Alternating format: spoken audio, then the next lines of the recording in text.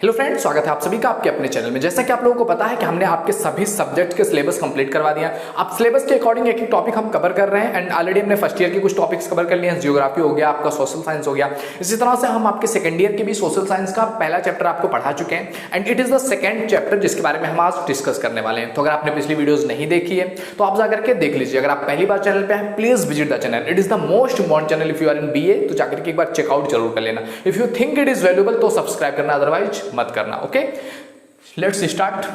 आज का जो हमारा चैप्टर है सेकंड ईयर के सोशियोलॉजी के पेपर 1 का सेकंड चैप्टर। इस चैप्टर का नाम है सामाजिक सीख, सोशल लर्निंग। सामाजिक सीख क्या होता है? सामाजिक सीख, उसके पीछे भी कौन से फैक्टर्स होते हैं, उसके सामाजिक कौन से कारक हैं, उसके आर्थिक कौन से कारक हैं, उसके सांस्कृतिक कौन से कारक हैं, उसके भौतिक कौन से कारक हैं, कैसे कैसे सामाजिक सीख डेवलप होती है, सामाजिक सीख का महत्व क्या है, सामाजिक सीख के सिद्धांत क्या है, विद्वानों ने सामाजिक सीख के बारे में क्या कहा, इस बारे में हमें इस चैप्टर में पढ़ना है। तो देखो, अगर बेसिकली बात किया जाए थोड़ा सा एक सिंपल लैंग्वेज में कि कैसे समझाया जाए सीख को, तो सीख मतलब क्या? किसी चीज को देख करके समाज में हम जो चीजें देखते हैं या जो चीजें हम एक्सपीरियंस करते हैं, जो चीजें हमारे लाइफ में गुजरती हैं या जिनसे भी हम कहीं ना कहीं एक्सपीरियंस लेवल पर जाते हैं, उनसे हम कुछ ना कुछ चीजें सीखते हैं और इसी को कहते हैं हम सामाजिक सीख। अब उस सामाजिक सीख के पीछे अलग अलग कारण हो सकते हैं, अलग अलग कारक हो सकते हैं, लेकिन जो चीजें हम सीखते हैं यानी कि जो चीजें हमने देखा और उसने हमारे कॉन्शियस या अनकॉन्शियस लेवल पर हमारे माइंड में थोड़ा सा कुछ ना कुछ नया क्रिएट किया, वो सीख कहलाता है।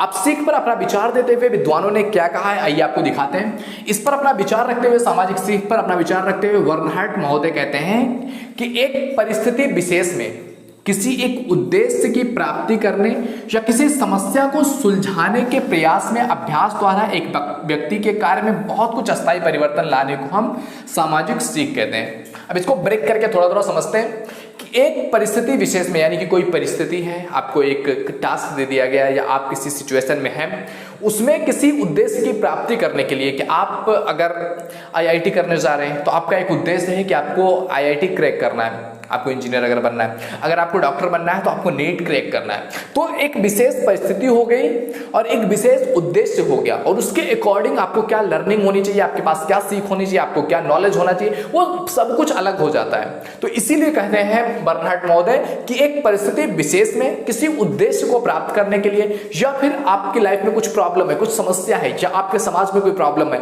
तो किसी समस्या को सुलझाने के प्रयास में अभ्यास द्वारा, यानी कि ये प्रॉब्लम अगर हमारे सामने कोई भी प्रॉब्लम मान लेता है XYZ कोई भी प्रॉब्लम है, उस प्रॉब्लम को सुलझाने के लिए कि ये प्रॉब्लम अब समाज में ना रहे या समाज से ये प्रॉब्लम चला जाए, उस प्रॉब्लम को सुलझाने के लिए जो प्रयास किया जाएगा, उस प्रयास में कि इससे अगर कोई प्रॉब्लम मान लिया एजुकेशन अच्छी नहीं मिल पा रही है किसी एरिया में, तो उसको सुलझाने के लिए आप जो प्रयास करोगे और उस प्रयास में, क्योंकि अगर आप एजुकेशन की प्रॉब्लम सॉल्व करने के लिए जा रहे हो कि इस एरिया में अच्छी एजुकेशन मिलनी चाहिए, तो उसको सॉल्व करने के प्रोसेस में आप बहुत कुछ एक्सपीरियंस करोगे और उस एक्सपीरियंस से आप बहुत कुछ सीखोगे।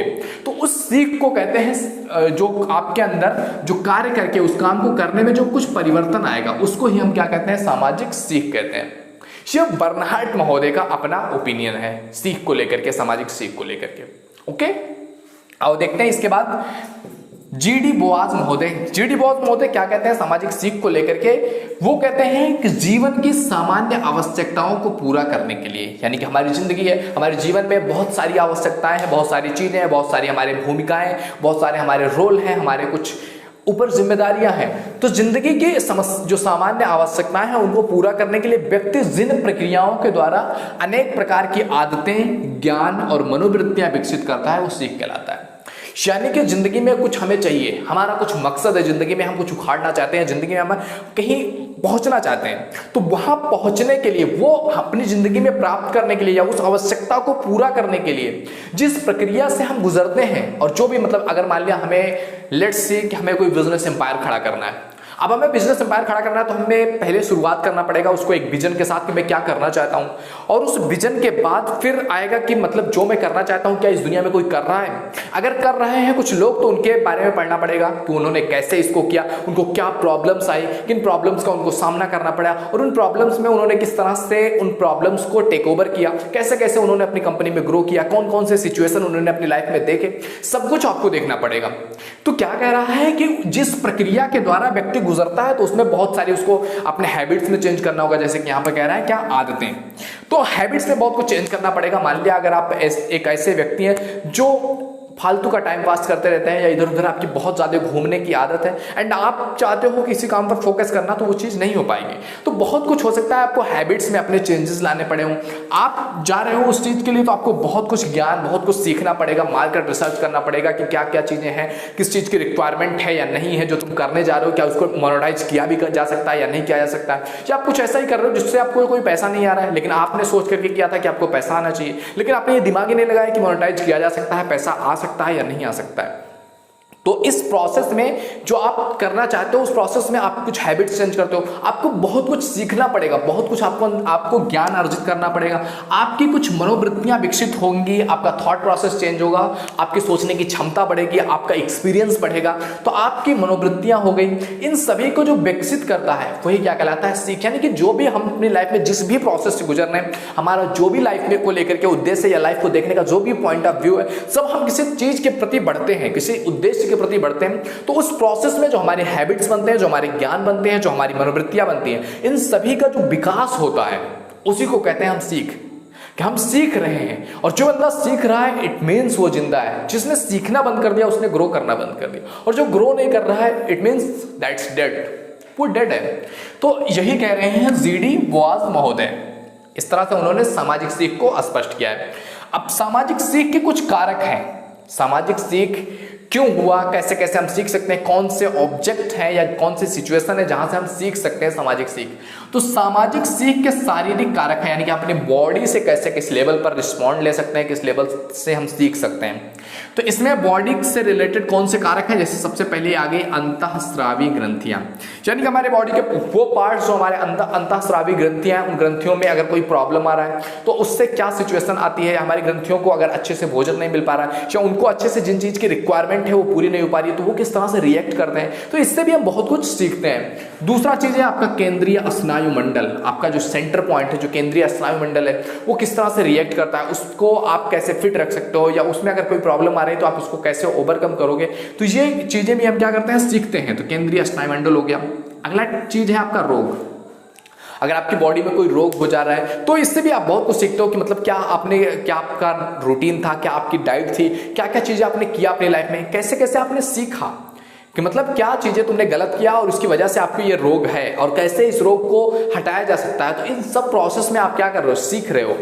अगला चीज है इसमें आयु, आपकी एज है, एज बढ़ रही है, किस एज में आपको कौन से लेवल का माइंडसेट आपका था, आप बच्चे थे किस तरह से आप सोचते थे, आप थोड़ा सा बड़े हुए किस तरह से सोचते थे, आपके उद्देश्य बदले, आपके विजन बदले, आपकी सोच बदली, आपको आपके जीवन को लेकर के प्रत्याशा बदलती है आपकी। तो ये सब क्या है, आप अपनी आयु के अनुसार क्या कर रहे हो, चीजों को धीरे धीरे सीख रहे हो।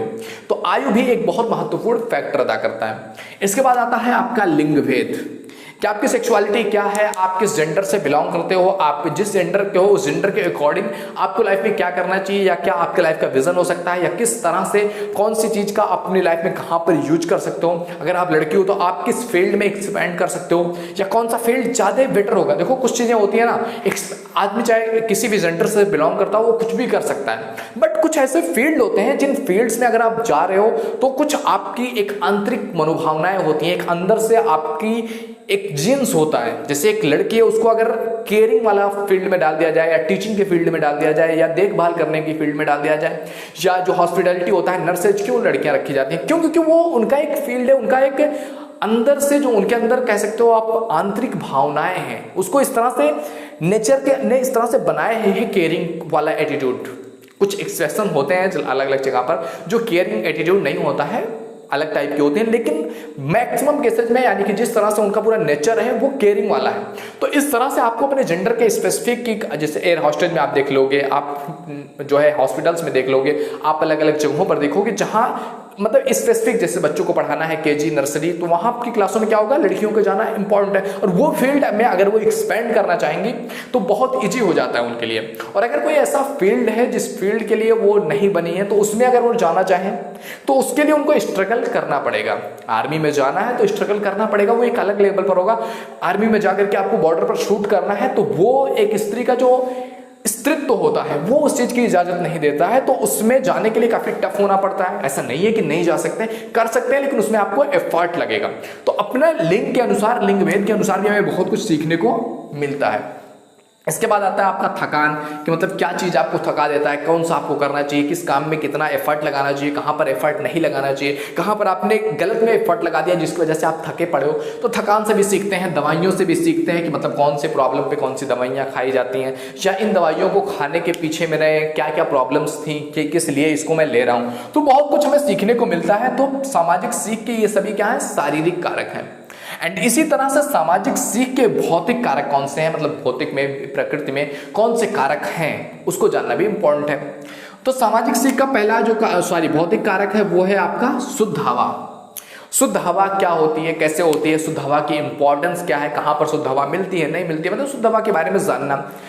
इसके बाद हो गया आपका पानी। पानी कैसा होना चाहिए, पानी किस लेवल पर फिल्टर होता है, किस लेवल पर पानी अच्छा माना जाता है, कितना उसमें पीएच होना चाहिए, कितना उसमें कौन सी अणु की मात्रा होनी चाहिए, वो इंपॉर्टेंट हो जाता है। प्रकाश है, प्रकाश से भी चीज़ें सीखते हैं कि लाइट आ रही है, लाइट से ही चीज़ों को उदय होता है, सूर्य के प्रकाश से ही पौधों का विकास होता है, मनुष्य की हड्डियों के लिए वो इंपॉर्टेंट होता है। अलग अलग चीज़ें हम सीखते हैं सूरज के प्रकाश को देख करके, सूरज को देख करके कि सूरज वहाँ है जिसकी वजह से हमारी एग्जिस्टेंस है। तो इस तरह से चीज़ें हम सीखते हैं। तापक्रम हो गया, नमी हो गया, प्राकृतिक पर्यावरण हो गया, हम अपने आसपास के पर्यावरण से सीखते हैं, फूलों से सीखते हैं, पत्तियों से सीखते हैं। सीखने अगर आप चले जाओगे तो आप एक कुत्ते से भी सीख सकते हो। अगर आपके अंदर सीखने की एबिलिटी है और आप सीखने के लिए you are seeker to knowledge, तो आप कुछ भी सीख सकते हो। और अगर आप सीकर नहीं हो नॉलेज को लेकर के, सीखना नहीं चाहते हो, तो ब्रह्मा भी आकर के अगर आपको पढ़ा देंगे, आपको सिखाना चाहेंगे तो नहीं सिखा सकते। You are the centre point of learning. अगर एक बंदा सीखना चाहे तो अगर उसको टीचर नहीं भी मिल रहे हैं तो भी वो सीख सकता है, लेकिन अगर वो सीखना ना चाहे, दुनिया का बेस्ट टीचर उसके सामने खड़ा हो, नहीं सीख सकता। तो दैट्स प्राकृतिक पर्यावरण। एंड इसके बाद सामाजिक सीख के कुछ सामाजिक कारक हैं जिसके द्वारा भी हम समाज में कैसे रहना है, कैसे जीना है, हम सीखते हैं। जैसे कि सबसे पहला चीज है आपका प्रोत्साहन, कि आपने कोई काम किया और आपको प्रोत्साहित किया गया, तो इससे भी हम सीखते हैं कि हाँ ये काम अच्छा है, क्योंकि ये काम हम कर रहे हैं और इसके लिए लोग हमें प्रोत्साहित कर रहे हैं, लोग हमें इनाम दे रहे हैं, लोग हमारे वाहवाही कर रहे हैं, हमारी बड़ाई कर रहे हैं। It means it is a good work. Okay, गर्मी काफी है बट नो प्रॉब्लम। सेकेंड चीज है आपका आरोप, कि आपने कुछ किया और आपके ऊपर आरोप लग गया, या आपको फंसाया जा रहा है, या आप कुछ गलत कर रहे हो और आपके ऊपर कुछ एक्शन लिया जा रहा है। तो आरोप से भी हम सीखते हैं कि ये काम नहीं करने का है, ये काम करना अच्छा नहीं है, या ये सोशली गलत है, या ये कानून के हिसाब से गलत है। तो इस तरह से चीजें हम सीखते हैं। इसके बाद आ गया आपका अनुकरण। अनुकरण के बारे में हमने पिछले चैप्टर में भी आपसे डिस्कस किया हुआ था कि दूसरों के व्यवहार को देख करके हम जो कॉपी करते हैं, जो सीखते हैं, वो कहलाता है आपका अनुकरण। किसी को कुछ करता देखा और हमने देखा कि हाँ वो ऐसे कर रहा है, हमें भी ऐसा करना चाहिए। तो जो हम दूसरों को देख करके सीखते हैं, दैट इज कॉल्ड अनुकरण।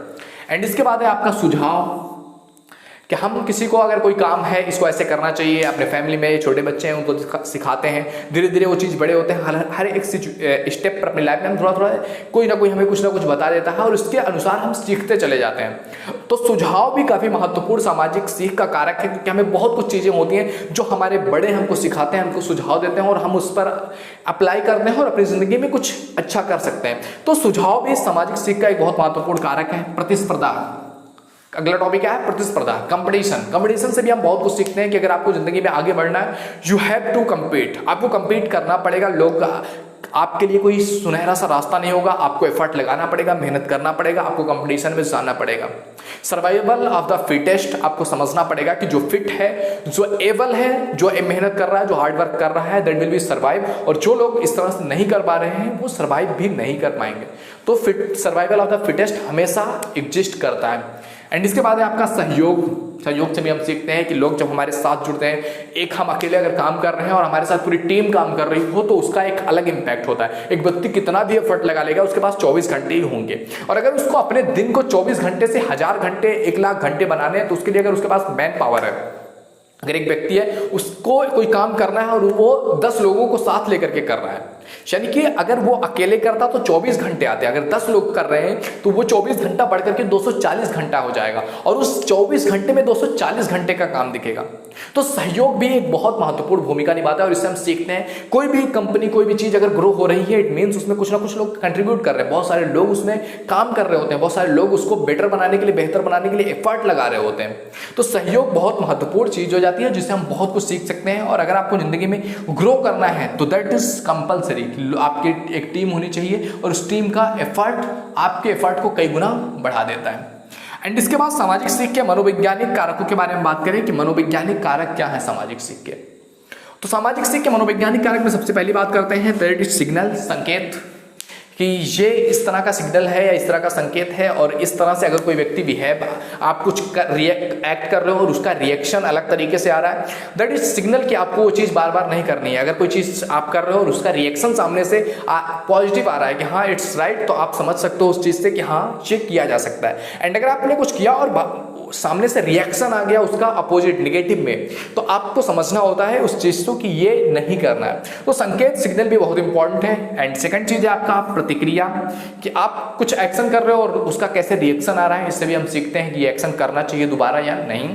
एंड तीसरा है आपका प्रबोधन। चौथा है आपका पुष्टिकरण, कि अगर आपको कुछ करना समझना है तो अगर कोई चीज है उसके बारे में आप डिटेल पढ़ रहे हो, डिटेल आप समझ रहे हो कि ये चीज इस तरह से किया हुआ है, तो पुष्टिकरण भी आपको बहुत कुछ सिखाता है। सामान्यीकरण हो गया, सुगमता हो गया, प्रत्याशा हो गया, ये सारी चीजें, ये सभी आपको साइकोलॉजिकल लेवल पर हेल्प करती हैं सीखने के लिए। ये सब जो भी चीजों के बारे में यहाँ पर बात किया गया, इन सब चीजों को आप खुद से सीखते हो, यानी कि अपने आप सामने वाले को देखते हो, ऑब्जर्व करते हो, या अपने अंदर की फीलिंग्स को ऑब्जर्व करते हो और देखते हो, समझते हो कि ये चीज ऐसे होना चाहिए, और वहां से जो आप सीखते हो वो कहलाता है आपका सामाजिक सीख का मनोवैज्ञानिक कारक।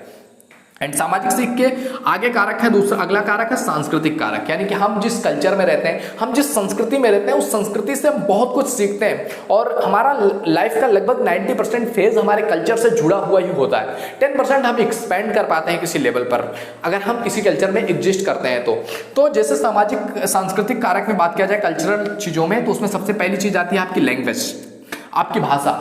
आपकी भाषा में किसी चीज को क्या कहते हैं, किसी बिहेवियर को क्या कहते हैं, किस तरह से उसको दर्शाते हैं, क्योंकि अलग अलग लैंग्वेज में सेम चीज अगर कहा जाए, एक सेम वर्ड को अगर आप हिंदी में बोल रहे हो, उसी वर्ड को आप भोजपुरी में बोल रहे हो, उसी वर्ड को आप देहाती में बोल रहे हो, उसी वर्ड को आप इंग्लिश में बोल रहे हो, उनके मीनिंग पर बहुत फर्क पड़ता है। जैसे कि आप बात करोगे कि किसी चीज को कहना है कि मतलब किसी व्यक्ति को कहना है तेरी औकात नहीं है करने की, शायद तेरा स्टेटस नहीं है करने का, दोनों में बहुत फर्क आ गया। औकात अपने आप में एक अलग टोन देता है, एक अलग एनर्जी या एक अलग बिहेव देता है, और वहीं पर आप स्टेटस बोलोगे तो वो उतना ज्यादा फिट नहीं बैठता है। तो हर लैंग्वेज आप पर इंपैक्ट करती है, आप जिस लैंग्वेज से हैं। आपका धर्म क्या है, अपने धर्म से, अपने रिलीजन से भी बहुत कुछ हम सीखते हैं कि क्या हमारे धर्म की चीजें हैं, कौन हमारे धर्म का था और उसने कैसे कैसे किया, उस समाज के लिए क्या क्या किया, हमारे रूल्स क्या है, हमें कैसे समाज में रहना चाहिए, हमारा धर्म के प्रति क्या कर्तव्य है, हमारा ईश्वर के प्रति क्या कर्तव्य है, ईश्वर हमारे लिए किस तरह से हेल्पफुल है, किस तरह से वो हमारी लाइफ में इंपैक्ट डालता है, बहुत कुछ एक्सपेंड करता है। और अलग अलग रिलीजन्स के हिसाब से लोगों के थॉट प्रोसेस, लोगों के सोचने का तरीका, लोगों का बिहेव करने का तरीका एकदम एग्जैक्टली अलग होता है। तो धर्म भी काफी महत्वपूर्ण भूमिका निभाते हैं सामाजिक सीख में। प्रथाएं हो गई, जो रीति रिवाज, प्रथाएं, रीति रिवाज हो गया, लोकाचार हो गया, इन सभी से सीखते हैं। जैसा समाज में हम रहते हैं, ये सब चीजें हमें देखने को मिलती हैं। अलग अलग समाज में अलग अलग तरीके के बिहेव होते हैं, अलग अलग तरीके से उनके लोकाचार होते हैं, उनके व्यवहार, उनके रीति रिवाज, सभी चीजें क्या होती हैं, अलग अलग टाइप से होती हैं। सामाजिक मूल्य अलग अलग होते हैं सबके, जितने भी रिलीजन्स हैं। सामाजिक मूल्य, आप एक समाज में रह रहे हो, उस समाज की कुछ वैल्यूज हैं, उस समाज में इस तरह की चीजें होती हैं, इस तरह की चीजें नहीं होती हैं, ये चीज अच्छी है, कोई चीज गलत है। तो सामाजिक मूल्य भी एक बहुत महत्वपूर्ण भूमिका निभाते हैं सामाजिक सांस्कृतिक कारक में। अब ये तो हो गए, हमने 5 टाइप से बात कर लिया ये चीजें समाज में अगर आपको सामाजिक सीख करनी है या समाज को सीखना है, तो ये सारी चीजें आपके लिए हेल्पफुल होने वाली हैं। एंड इसके बाद बात करते हैं सामाजिक जो सीख है, इस सीखने की कौन कौन सी विधियां हैं, कौन सी विधियों के माध्यम से हम सीख सकते हैं कि अगर हमें कुछ चीजें सीखनी है अपनी लाइफ में तो कौन सी विधियां उसके लिए हो सकती हैं। तो देखो, सबसे पहली विधि है आपका, पहले टॉपिक पर आपका अनुकरण के द्वारा सीखना। अनुकरण के बारे में मैंने पहले ही आपसे डिस्कस कर लिया है कि अनुकरण क्या है। किसी व्यक्ति को देख करके, उसके एक्शंस को देख करके, उसके काम को देख करके जो हम सीखते हैं कि हाँ मैं ऐसा कर सकता हूं या मुझे भी ऐसा करना चाहिए, वो कहलाता है आपका अनुकरण के द्वारा सीखना। यानी कि किसी को देख करके जो आप सीखते हो वो कहलाता है आपका अनुकरण के माध्यम से सीखना। एंड दूसरी चीज है आपका प्रतिबद्ध प्रक्रिया द्वारा सीखना, यानी कि कोई एक क्रमबद्ध तरीके से कोई प्रक्रिया है कि ये काम करना है, उसके लिए ऐसे ऐसे ऐसे करना चाहिए, और उसको जो आप पढ़ करके रिसर्च करके सीखते हो वो कहलाता है आपका प्रतिबद्ध प्रक्रिया। एंड थर्ड चीज है आपका प्रयत्न और भूल के द्वारा भी हम सीखते हैं, यानी कि हम अपनी जिंदगी में कुछ करना चाहते हैं, कुछ हमारा विजन है और उस विजन के लिए हम काम कर रहे हैं, हम एफर्ट लगा रहे हैं, मेहनत कर रहे हैं और वो फेल हो जा रहा है, फेल हो गया, फिर से मेहनत किया, फिर से एफर्ट किया, फिर से फेल हो गए, ऐसे 20 बार 50 बार किया, तो ये सब क्या है, और उसके बाद हमने कुछ बना करके रख दिया या जो हम करना चाहते थे वो हमने कर लिया। तो प्रयत्न और भूल, कुछ प्रयत्न किया आपने, ट्राई किया, कुछ आपने गलतियां किया, कुछ भूल किया, अपने फेलियर से उनसे सीखा और फिर धीरे धीरे आगे बढ़ते रहे।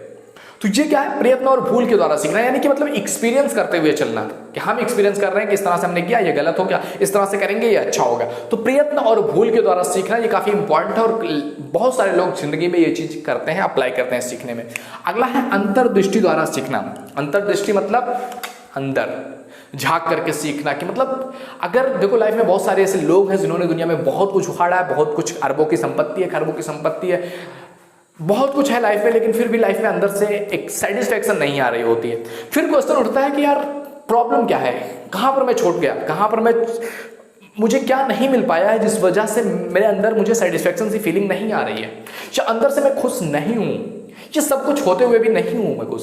तो उसके लिए आपको क्या करना पड़ेगा, अपने अंदर झांकना पड़ेगा कि what is the main reason जिस वजह से आप हैप्पी नहीं हो, आप खुश नहीं हो, क्या चीजें हैं जो आपको अभी जाननी बाकी है या जिस चीज को आपको एक्सप्लोर करना भी बाकी है। तो जब आप अपने अंदर झांक करके अपनी आंतरिक चीजों को देख सकते हो, उसको समझ सकते हो, that may be meditation, exercise, व्यायाम, अलग अलग तरह की चीजें जिसको कर करके आप, मेडिटेशन इसका बहुत महत्वपूर्ण चीज है, जिसको करने के बाद आप थोड़ा सा अपने बारे में जानने की कोशिश करते हो, समझने की कोशिश करते हो और अपने अंदर देख सकते हो। तो इसके द्वारा अपने अंदर खुद झांक करके अपने वैल्यूज को या अपने आपके एक्शंस जो हो रहे हैं या आप जो अपने दिन में करते हो उसको देख करके जो आप सीखते हो वो कहलाता है आपका अंतर्दृष्टि द्वारा सीखना।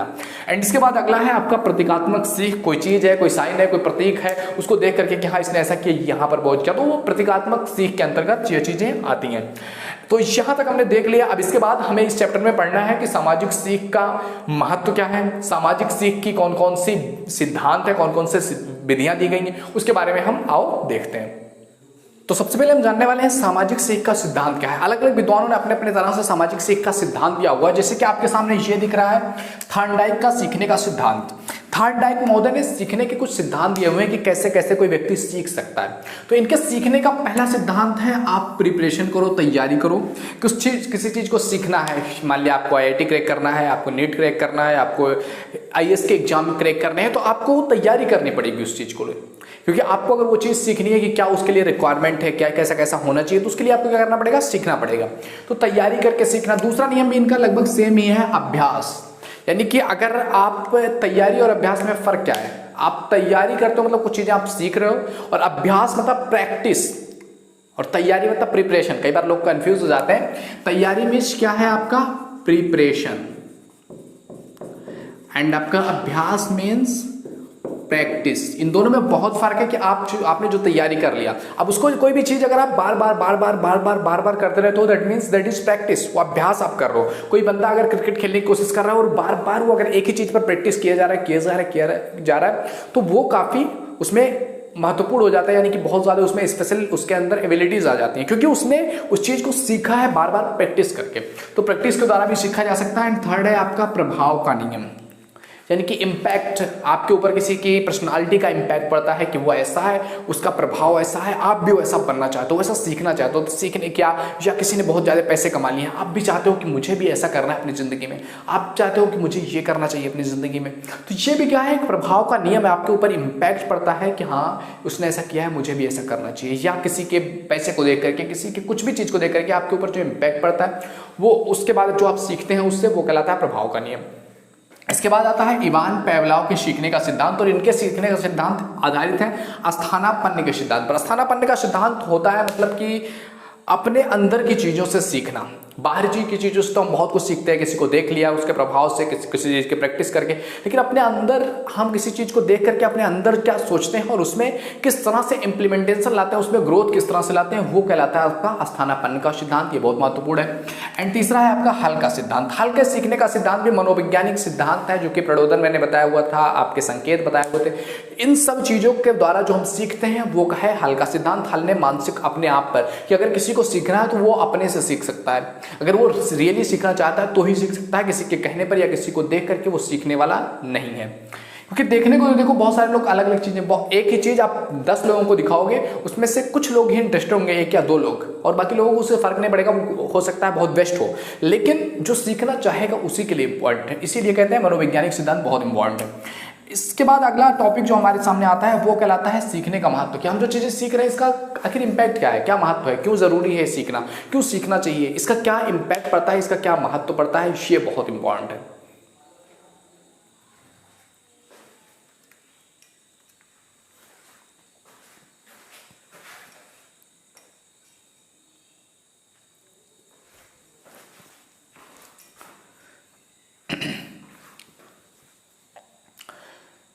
तो सीखने का सबसे पहला इंपैक्ट, सबसे पहला महत्व, सबसे इंपॉर्टेंट चीज है क्या, सामाजिकरण का आधार। यानी कि जो हम अपने समाज में सीखते हैं, अलग अलग तरीकों से सीखते हैं, सीखने के अलग अलग तरीके बता दिए मैंने, अलग अलग कारक बता दिए। इन सबसे जो सीखते हैं इससे क्या होता है, हमारा सामाजिकरण होता है कि समाज में कैसे रहना है, समाज में रहने के लिए आपको क्या क्या चीजें करनी होंगी, समाज के लिए कौन कौन सी चीजें इंपॉर्टेंट है, अगर आपको समाज में एग्जिस्ट करना है तो मतलब सामाजिकरण का आपका पूरा बेस तैयार हो जाता है सीखने से।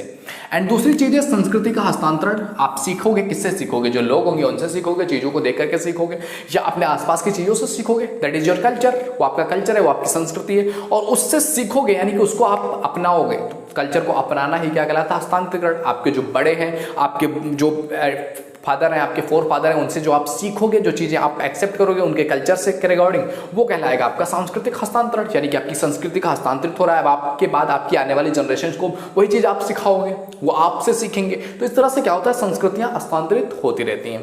एंड तीसरी चीज है आपका आविष्कारों में वृद्धि। सीख का बहुत महत्वपूर्ण ये चीज है कि आविष्कारों में वृद्धि होती है, क्योंकि जो चीजें आप सीखते हो उससे ही आप आविष्कार कर सकते हो। देखो इसका बहुत सिंपल सा मैं बता सकता हूं, आपने अपने आसपास कितने सारे ऐसे लोगों को देखा है जिन्होंने किसी चीज का आविष्कार किया हो, देखा है किसी को? नहीं ना। क्यों? क्योंकि हमने सीखा ही नहीं है। होता क्या है आविष्कार, पता है? नहीं पता है ना। कैसे करते हैं आविष्कार? आविष्कार का मतलब सीखने की मतलब जो खोज होती है वो का नहीं पता। क्यों? क्योंकि किसी ने किया ही नहीं, तुम किससे सीखोगे? आपके आसपास जो भी लोग हैं, आपके समाज में जो लोग हैं, अगर उन्होंने ऐसा नहीं किया हुआ है, आप सीखोगे कैसे? और अगर आप सीखोगे नहीं तो आविष्कार करोगे कैसे? जहां भी आविष्कार बड़े लेवल पर हो रहे हैं वहां पर एक तरह का माहौल है, वो अपने आसपास देखते हैं, हाँ इसने ऐसा किया हुआ था। तो जब आपको किसी चीज के बारे में पता होगा तब आपके अंदर उसको कुछ जानने की इच्छा होगी कि मतलब क्या है ये, कैसे कर लेते हैं ये लोग, कैसे इनका नाम यहाँ पर आ रहा है, कैसे इनको इस खोज के लिए आविष्कारक माना जा रहा है। तो मतलब आपका एक माइंडसेट डेवलप होता है कि हाँ मैं भी ऐसा कर सकता हूँ, अगर ये कर सकता है तो मैं भी कर सकता हूँ। बट अगर आपने कभी देखा ही नहीं, कभी सुना ही नहीं, कभी दूर दूर तक आपके दिमाग में एक ख्याल भी नहीं आता है कि मुझे भी आविष्कार करना है। कितने सारे लोगों को, जितने भी लोग ये वीडियो देख रहे हो, मुझे बताओ कि आपके दिमाग में कभी भी जिंदगी में ख्याल आया कि मैं किसी चीज का आविष्कार करूंगा? आई थिंक हार्डली किसी को आया होगा, बट आई डोंट थिंक ऐसा किसी को आया भी होगा कि मुझे कुछ करना है आविष्कार। नहीं आया ना। क्यों? क्योंकि कोई नहीं कर रहा है आपके आसपास।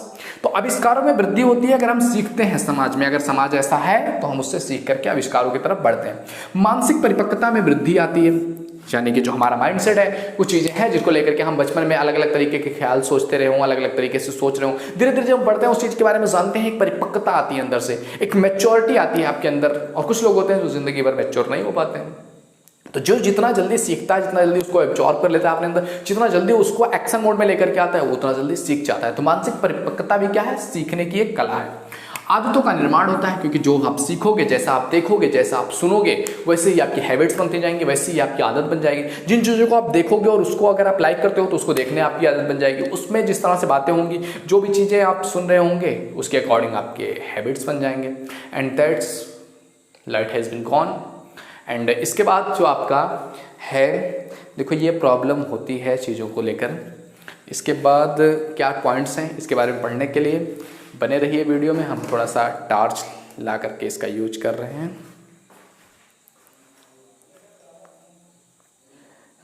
टार्च नहीं जल रहा है। Torch torch torch torch, yes torch आ गया है। आज खत्म करके बंद करेंगे वीडियो। Okay let's start. ये स्ट्रगल होती है भाई, लाइट चली गई तो भी आपके लिए इस तरह से। तो देखो आदतों का निर्माण के बारे में हमने समझ लिया है कि आदतों का निर्माण क्या है। आदतों का हैबिट्स का निर्माण होता है क्योंकि जिस तरह से हम जिस माहौल में हम रहते हैं, जैसे हम किसी माहौल में रह रहे हैं तो हम जिस तरह के लोगों को देखते हैं कि इस तरह से लोग कर रहे हैं, या जैसे जैसे हम जिस संगत में रहते हैं उस तरह से आपका माहौल बनता जाता है। तो आदतें जो होती हैं वो भी बनती हैं आपके सीख से। जिस तरह के लोगों के बीच में रहोगे आप उस तरह से सीखते हो, और हो सकता है ये चीज़ें क्लास कर रहा हूँ तो वही चीज़ हम सीखते रहते हैं। एंड इसके बाद जो आपका लास्ट वन आ रहा है वो क्या है, सामाजिक आदर्शों का स्थायित्व।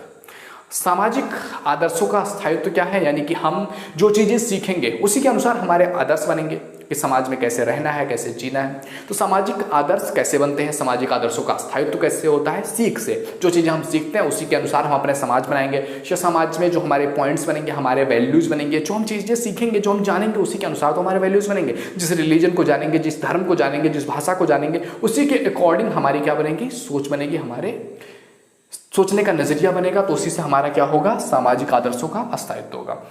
तो इस तरह से ये चैप्टर खत्म हो रहा है। आई होप वीडियो तुम्हें पसंद आया होगा। वीडियो पसंद आए तो लाइक जरूर करो। पहली बार चैनल पे आए please visit the channel, it is the most important channel if you are in BA. And कितना हार्ड वर्क आपके लिए कर रहे हैं एंड आप देख ही पा रहे हो, मतलब कभी नहीं कभी भी चले जाता है, कभी भी नहीं जाता है। कितना भी देर तक आप वीडियो बना रहे हो कुछ भी फर्क नहीं पड़ता। तो लाइट चली गई बट आई थिंक आपको कुछ भी डिस्टर्ब नहीं हुआ होगा और आपने जो चीज़ें सीखनी थी वो चीज़ें सीखी।